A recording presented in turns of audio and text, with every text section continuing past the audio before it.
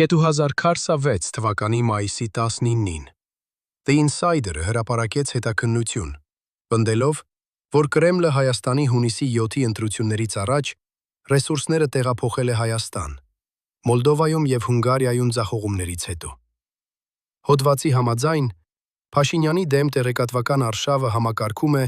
Ռուսաստանի նախագահի աշխատակազմի, ռազմավարական գործընկերության և համագործակցության վարչությունը։ Այն փոխարինել է Դմիտրի Կոզակի ղեկավարած մշակութային կապերի վարչությանը։ Նոր վարչությունը ղեկավարում է Վադիմ Տիտովը, Ռոսատոմի նախկին պաշտոնյա և Սերգեյ Կիրիենկոյի շրջապատի մարդ։ Հայաստանի ուղղությամբ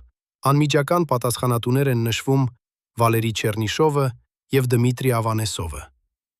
The Insider-ը գրում է, որ Չեռնիշովը 2013-ին գրուի սպաների համար դասավանդել է դիվերսիոն աշխատանքի հիմունքներ։ Զագորյանսկիում, Զորամազ 3660։ Ավանեսովը գնդապետ է, ավարտել է ռազմավարական հրթիռային զորքերի ակադեմիան և 2012-ին ուսուցում է անցել ՖՍԲ-ի ինստիտուտում։ Հայաստանի թեման ռուսական կառավարությունում պահում է Ալեքսեյ Օվերչուկը, որը պարբերաբար զգուշացնում է Երևանին տնտեսական խնդիրների մասին, ԵՄ-ի և ԱՄՆ-ի հետ մերձենալու դեպքում։